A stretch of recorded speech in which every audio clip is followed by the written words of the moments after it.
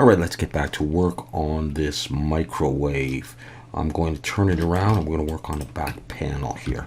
I'm going to select that and Shift D to duplicate it, pull it out, and P to break it out. Control 1 to look from the back. Go into edit mode and scale it down just a little bit. This is just going to fit on top, I think. All right, I'm not going to have it inside the body there. So this is what I've got. Now, I'm going to build some stuff here. These back panels can be really complicated, so I'm just going to make something up, and I'm not sure it's going to match the style of the microwave that well, so we might make it sort of a sci-fi microwave or something. Okay, I'm going to take that piece and I'm going to Shift D to duplicate it, pull it out, P to break it out, and scale it down, and we'll make some kind of a fan-like thing. I to inset, pull it in a ways, and then pull it out like this. Okay, and then we'll take these edges E and S and scale them out so we can put bolts around it, and E to extrude, push it back just to give it a little bit of thickness, and that'll sort of go in there like that. Okay, the next thing I'm going to do is in edge selection, Shift Alt and click these edges. Note that the bevel modifier is still on this because I copied it from the back. Control B and pull, and quite a lot, and I'm going to put 5 edges in there, nice and rounded. I'm going to Shift Alt to click there, I to inset, pull that in a ways, and extrude back in just a little bit, and then I'm going to break that out, actually P to break it out. So I have that as a separate piece. I'm going to scale it up a little bit. We're going to use that and put holes in that. Now, I'm going to hide that. Because I want to sort of see through this, and because of the way I'm going to put dirt on this in Substance Painter, I don't want this to be solid back here. So I'm going to come in here and we're going to throw in some more edge loops. But first, I think I'm going to come down here and create the little section that I want down here. There's another thing I want to do over here. So a couple of edge loops. In fact, it might be feasible to bring that under and have it start giving me the area I want there. So I might do that, and then I've already got these 2 edge loops. All right, anyhow, I'm going to press I to inset, come in a ways, and E to extrude, push it back just a little. Control 1 to look from the back. I'm going to scale in the Z just a bit to pull it down that way and up that way, and scale in the X. So we get this sort of sloped kind of thing. And then I'm going to shut off the bevel for the moment and come in here and select this edge and this edge and this edge and this one. And we're going to bevel that like this. 1, 2, 3. And there's a total of 5. Like that. I'm going to turn the bevel back on. And now I'm going to, let's see, I'm going to bring an edge down and I'll sharpen that up. And that'll be my little indent there. Okay, so back to where we were here. I need more edge loops here. One under there and under here. And now I'm going to delete that face. And let's just focus on those 2 things so I can see I've got a hole. Now I'm never going to look right on the sides, but I can see through it. All right, so I want those things there. And the only thing is I might want this a bit wider. So let's do this in vertex selection box, all of this, and pull it out. There we go. That's a bit better. More what I want. I'm going to put some other things here. So my 3D cursor's there. That's okay, I guess. I'm going to bring in a circle, and I'm going to make it 20 vertices, and rotate X 90. It's way back there. And scale that down. F to make a face. And the only thing I want to do is I want to not have it overlapping any edges because I'm going to be cutting through as well. Okay, so that's okay for the moment. Let's take this and extrude forward a bit and extrude again, but now sort of bring it in like this. That kind of thing. I'm going to I to inset that and extrude back a ways, and then P to break it out, and take that piece and scale it a bit and just bring it forward a bit. Okay, and now I want to take this and I'm going to get rid of that back face. And in edge selection, I'm going to select there and E and S, come out. I want to put bolts around this as well. So nice and big. E and come back. And now we'll bevel this thing. Control B, pull. I just want 3. There's 2, 3. So, this one, okay, I'll do that one nice and tight. And I want these 2 beveled as well. And I'm probably going to need another edge in there. And I'm going to do Control 1 for one subdivision. And have that. Now, I want to make sure that I'm not on an edge for when I make a hole. Let's just see what it looks like there. And let's go in. Okay. So that's not too bad. I might take it and just move it. Something like that. And I'm going to do a second one. Shift D to duplicate, G. But I'm going to scale it down a little bit. And push it in. Like that. Actually, I want some bars here, so I may actually come in to this and select this and a piece of that and Control L, and I may slide this over like that. And I'll put some bars, but first of all, we're going to look at holes. So I'm okay for my edge. See, I'm on that edge, and I don't want to be. So I take that all back. So I'm going to take both of them, move them over a little bit. I could do this in wireframe and see what I'm doing, and that should be okay. All right, so let's come in here and let's just select that and bring the 3D cursor there, and I'll bring in a cylinder, and it doesn't have to be a lot of vertices really. Just scale it down. Let's rotate X90 and just scale it up so it sort of fits underneath this thing and pushes through, and just make sure it's facing the right way. So I'll do that. So I'm going to want one there, and I'm going to want one for this as well. So I think what I'll do is I'll come in here and I'll bring my 3D cursor there, and I'll take this Shift D to duplicate it and just drag it anywhere. And then I'm going to set the origin to the 3D cursor, and then set the geometry to origin, so it's at least in the right place, and then I'll just scale it like that. So both of them are going through. All right, so I'm going to take this now, and I am going to do a Boolean on this. Pull that up. Maybe these things weren't joined together. That's why. Okay, so I'm going to select that and select that and get rid of those. And if I hide those, I've got holes.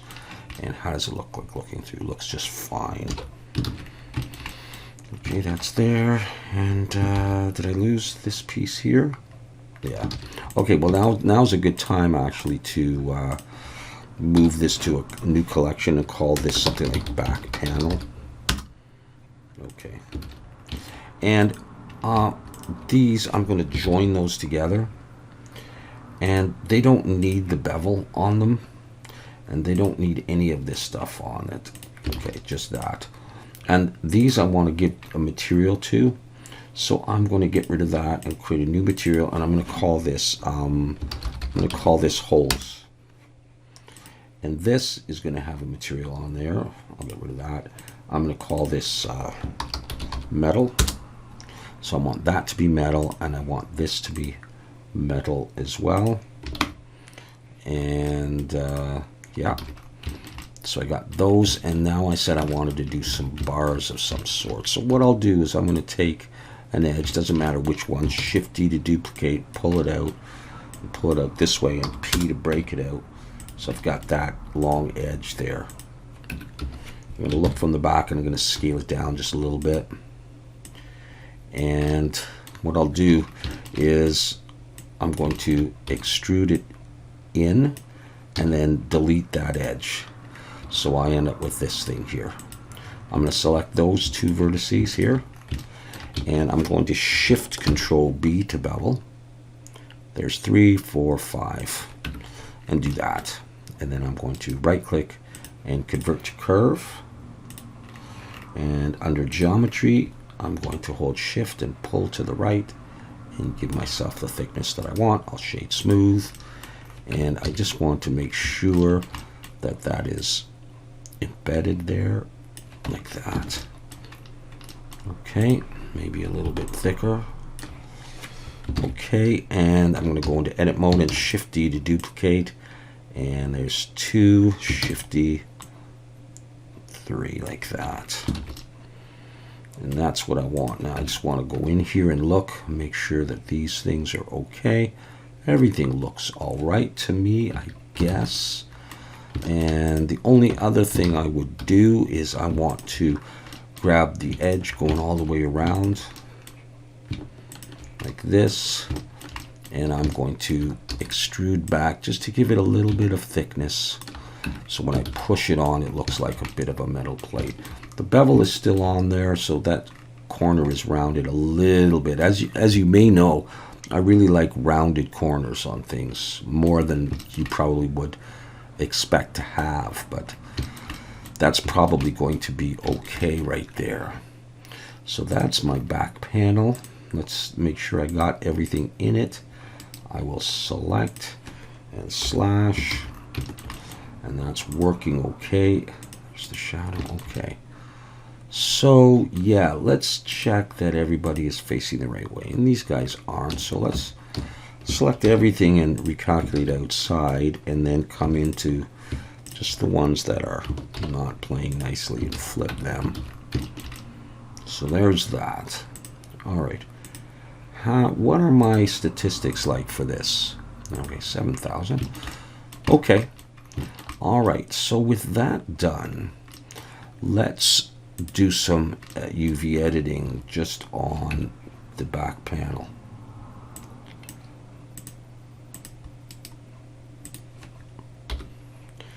Okay, let's set things up a little bit nicer, the way I like to work. And we'll put the cavity shader on there. Now, it's good practice to, and sometimes necessary, to apply modifiers. I don't always do it. I should do it though, so I will Control A. I will apply that. And this one has a bevel. I'll apply that. And I can even apply that. Doesn't really matter. These don't have anything. These are curves, right? So I'm going to set the resolution to 4 on those, and I'm going to convert to a mesh. So those are done. And this thing here, I probably should apply that bevel as well. I'll apply that as well. Okay, so I'm going to UV unwrap, and I'm going to unwrap this thing first, and I'm going to use Smart UV Project, I think, with an element of 0.03, and that's probably going to be okay. I'm going to select it, and I'm going to press, and I'm going to use UV Pack Master to pack, but you could use Blender just to pack, just like that. Now, I want more UV tiles to do this, so for me, I'm going to press N and go to View. If you have a newer version of Blender, it's probably up here on the overlays. I'm going to set this to, I'm going to need, let's see, okay, one for this. I'll start with, I'll do 4. And we'll see how that works out for us. Let's try maybe these 3 right there. Let's try actually these 2 you unwrap just to see what they're like. And this one I may unwrap differently. I don't think I'm going to use just unwrap, although I could try that. Let's try it. So I got all those unwrapped. So select that and pack. I'm not doing average island scale right now. I want everything nice and big. So let's say we did that, and let's GX1 to move them to the next one. So I've got those, and I got that. And that leaves me with the whole stuff, which I do want relatively big. I'm just going to just unwrap. Although, yeah, that's probably okay. Okay, let's take that and let's pack. Let's just see what happens here. Let's go GX2 for those. And that just leaves me with the bars. And I should probably do something like, I'll just do a seam down the middle, so it looks like I'm actually doing some proper unwrapping. All right, I'll mark seam and I'll unwrap, and that's actually okay for what I'm going to do. So I'll bring everything else back and just focus on these guys, select them, pack. It won't pack any better, and I'll go GX3. So I should have everybody in their own place. And let's just look at the size of these. Now, I could make these things bigger. I mean, I could take that. That's this little guy. And I mean, I got room over here. And I could scale that up quite a bit bigger because I'm going to be putting a texture on that, a pattern texture. So I wouldn't mind having it bigger. And I could move this guy over here and get it a little bigger. And it doesn't have to be, you know, the exact same size or anything. It doesn't matter. I'll just move this, you know, and that kind of thing. And what about this? Can I get that in here a little bit bigger? You know, every little bit helps, right? I just don't want them touching. That's probably all right. Okay. So let's take that and export that as an FBX. In Substance Painter, I'm going to click New. Make sure Use UV Tile Workflow is checked.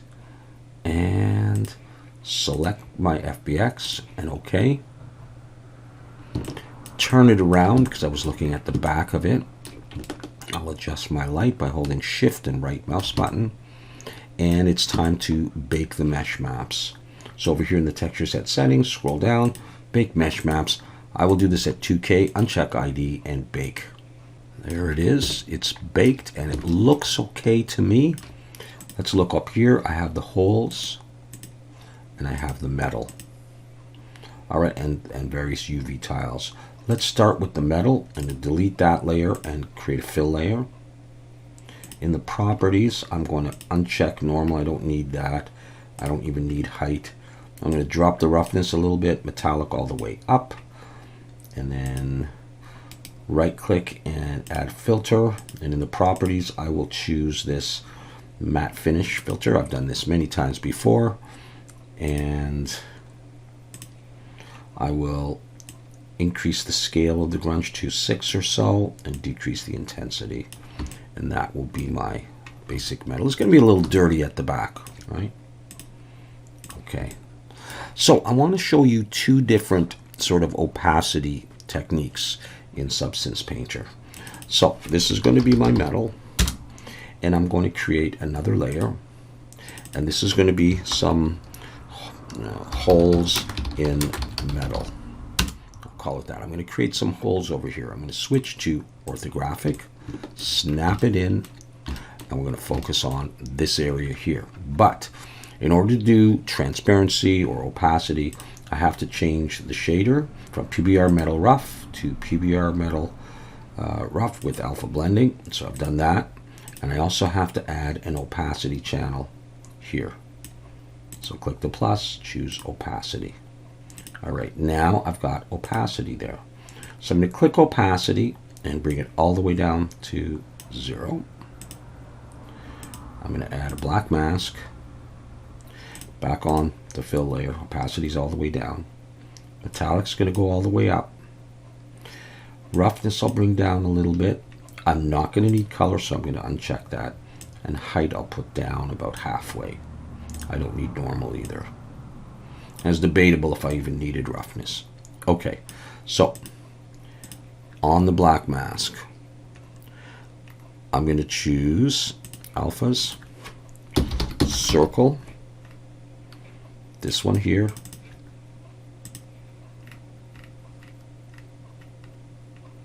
border width all the way up,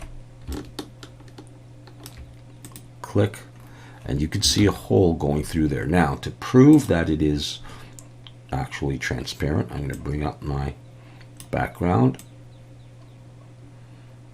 make a hole, and you can see through it. All right, so what I want to do is I want to play with, where am I? Over here. With my spacing. I'm going to set the spacing to about 125. Let's try that. And let's do this. I'm going to click and hold down Shift and Control, come down and click again. And keep doing that until I get what I want. I'm going to try 130. Down to about there. And I'm going to try to get 4 rows of these in there. I'll do that again.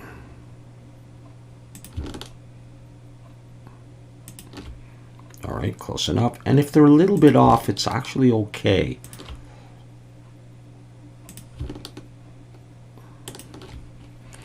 There we go.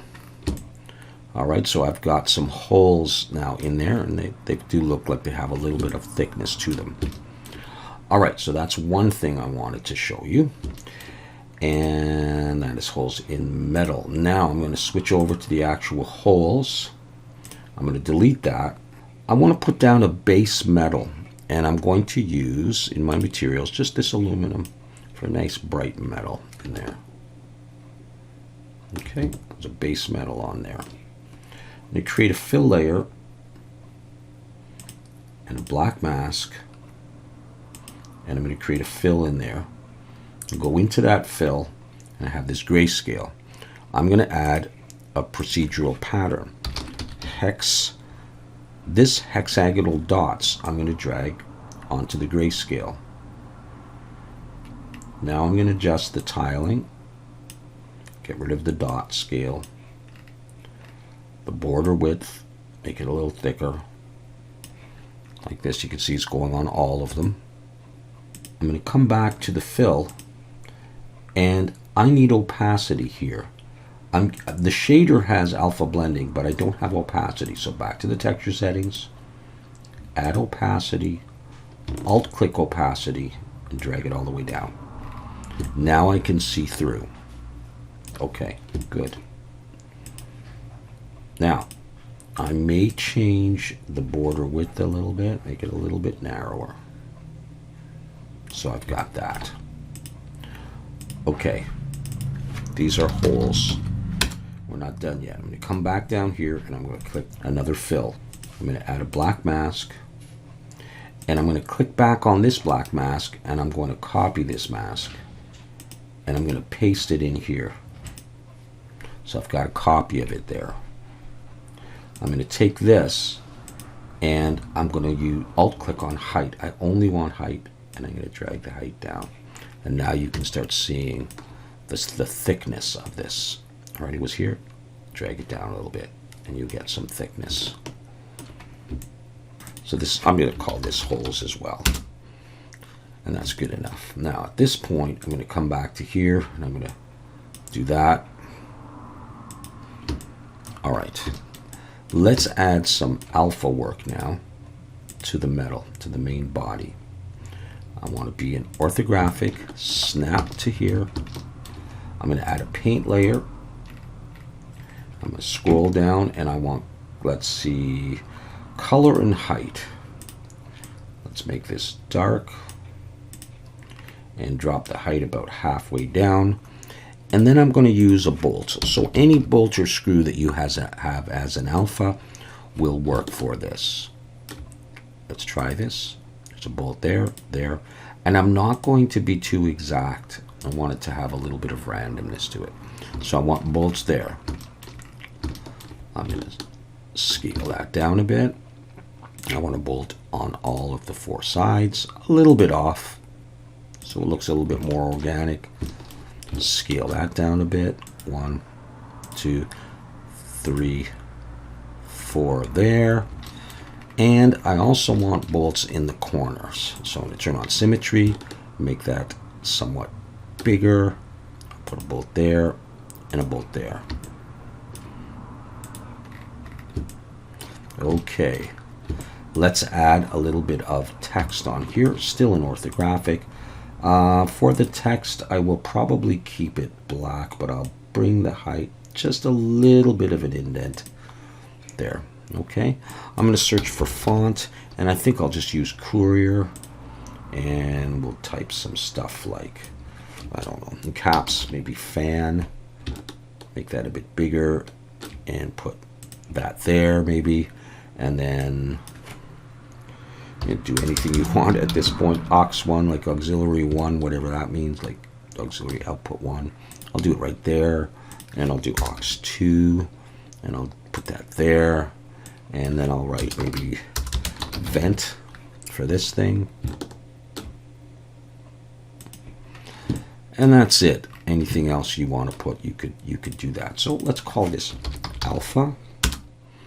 And on top of that, let's do some dirt. So another fill layer, color and roughness all the way up, and the color will be sort of a brownish color or dark brown, like that. Black mask, and just use the generator for dirt. And that'll throw that in, just bring that back. It's going to be a little dirty because it's at the back there. It'll also put some dirt around the edges here of these grates or holes, whatever, so that's good. All right, that's dirt.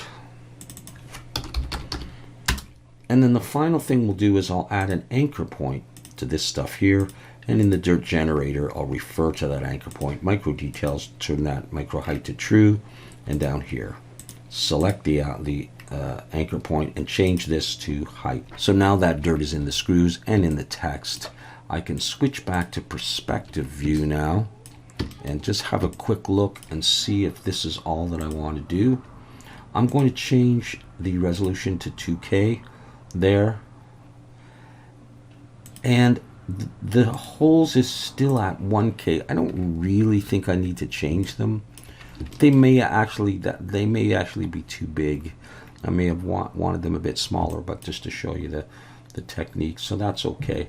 I'll come over here and I'll turn on anti-aliasing and maximize, and this is the back plate. All right, so what I'll do in the future is I'll bring that back into Blender as I continue to model and then texture the main body of the microwave, and we'll push that onto the back and we'll see how it all looks. Thanks for watching.